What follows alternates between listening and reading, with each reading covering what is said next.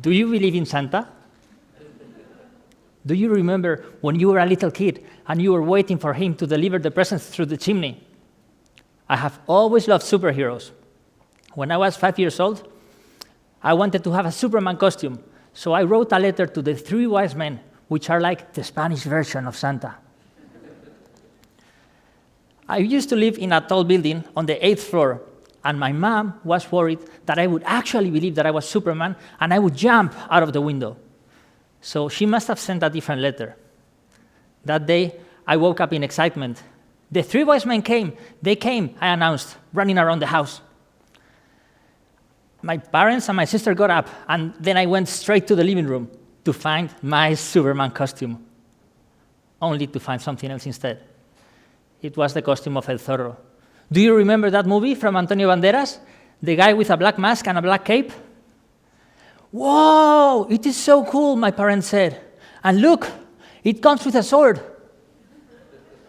I began sobbing. I had plenty of toys that Christmas, but not the very thing I wanted. I was so disappointed that many days later, something magical happened. There it was, on the bed. I picked it up.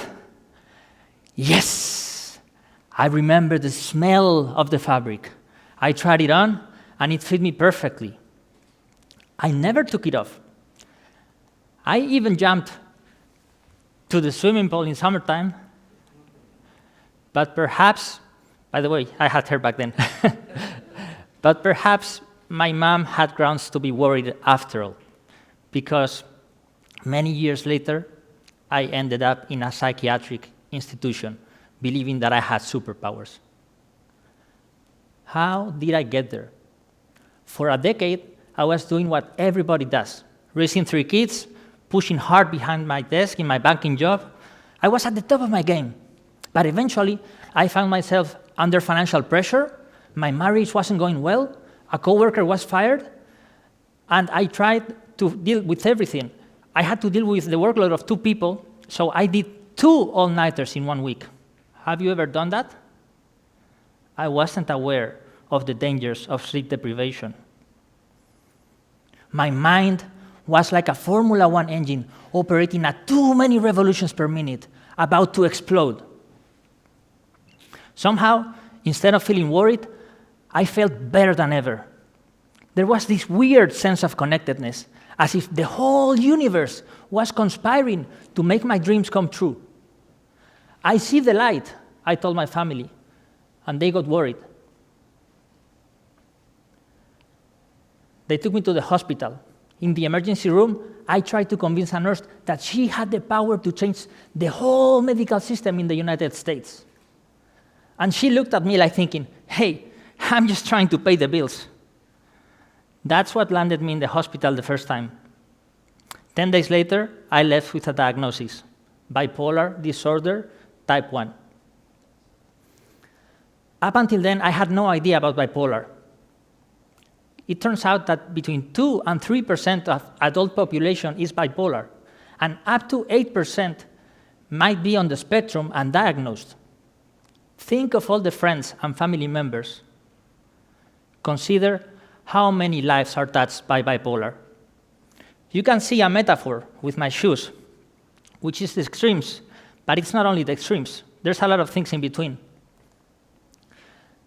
Being bipolar is alternating between mania, hypomania, and depression. These episodes can last days, weeks, even years in the case of depression.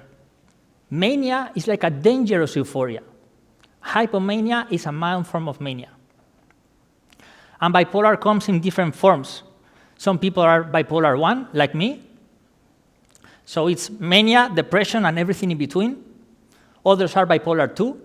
They don't experience manic episodes. There's people that are cyclothymic, which have moods that are not so extreme. Others experience mixed episodes, combining symptoms of both mania and depression at the same time.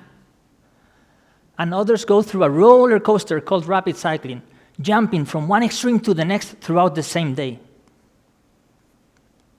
75% of bipolar have anxiety, And there are a myriad of other potential symptoms. PTSD, insomnia, you name it. It turns out that I had been hypomanic most of my adult life. And perhaps that's why I was so energetic as a kid. When I left the hospital, the doctor alerted my family that there was a chance that I could develop suicidal thoughts at some point later on. That's crazy. Why would I think that? I thought to myself. Little did I know how radically my life was about to change. Fast forward 3 years, I found myself socially isolated, unemployed for the second time, laying in the couch and staring at the ceiling for a whole year. I even got injured in my hip flexor because I was laying sideways too much. Have you ever felt like a failure? I have. I was a failure in every aspect of my life.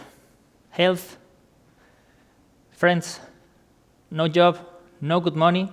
I wasn't a role model as a father. And even later, when I found a job, I was a failure as a husband.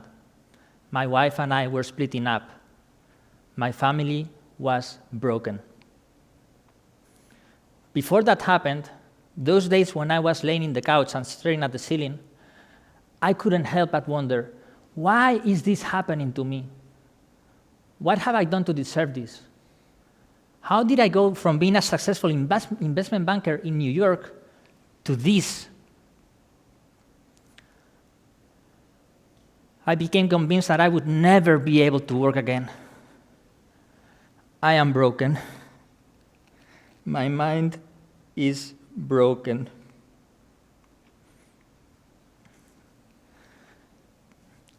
There was one day in particular when I was unemployed. They fired me after 2 months, the first time I was diagnosed. And I found a job. Instead of feeling excited, the doctor's prophecy was fulfilled. All I could think of doing was one thing: taking my own life. I didn't want to do it. I was scared, but it felt natural, like breathing. Nothing could stop it. I thought of my loved ones. How would they understand? I woke up crying, and I told my wife, we were still together, I told her, I am falling into a very deep hole, and no one can help me. But I was wrong. She set up a call with a therapist who saved my life. They both did. Every word counted. The therapist told me exactly what I needed to hear at that time. She even told me, you are going to become the best version of yourself. When I was at my worst, that sounded completely unbelievable. But at the same time, I needed to hold on to something. Through the course of the long depression, although she helped me tremendously, the dark thoughts came back. And I was then blessed with a turning point that changed everything. I had a meeting with a suicide prevention expert who told me, suicide is a permanent solution to a temporary problem. Wow. Suicide is a permanent solution to a temporary problem. This really stuck with me. It allowed me to repattern my thoughts until they stopped. And I believe this is a skill that can be learned and can save many lives. Somehow, the biggest failure of my life transformed into the biggest catalyst for a positive change. I broke myself out of social isolation and began connecting daily with friends and family in Spain. Health laws put in place to protect our privacy make us carry the weight of our condition alone, like a mask. I didn't want to share about my symptoms because I felt ashamed. And I didn't want to have a stamp that read bipolar on my forehead. I have now learned that labels are for shampoo. And as you can tell, I do not need shampoo. And I do not need a label either. None of us do. It's like when you see a little kid running around with a Superman costume. What do you know about that kid, about his fears, his dreams, his ideas, or his actions? This condition doesn't define who we are. Just because our mind breaks doesn't mean it remains broken.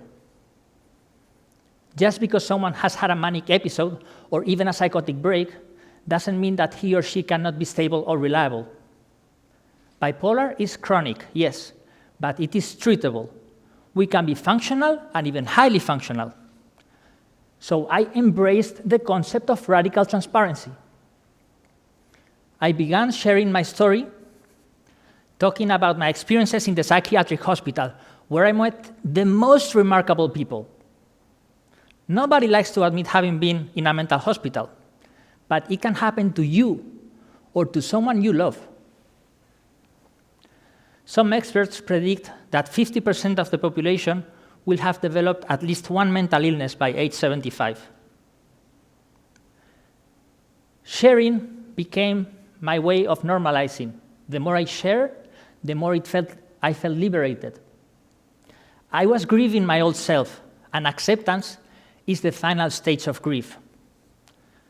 I was accepting my diagnosis, and I had the grounds to start building my new life. I began exercising, taking walks with my family, and through good sleep, therapy, and medication, I am filled with projects and energy now. Eventually, I reconnected with one of my passions, writing. I began writing about bipolar to heal myself, but also because I wanted to create social awareness and to help others that were struggling to find balance and a deeper purpose. Perhaps bipolar didn't happen to me, but it happened for me. The mission of normalizing bipolar has given me new life because it allows me not only to write, but also to talk to people like you. Because mental illness does not discriminate. It doesn't make distinctions between races, genders, religions, or socioeconomic status. Mental illness is no different than medical illness, except that it is harder to treat and often invisible. 15% of bipolar commit suicide. 1/5. And up to 1/3 attempt to end their lives at least once during their lifetime. Sadly, some of the people that commit suicide are the most intelligent and creative among us, and they do it at a very young age.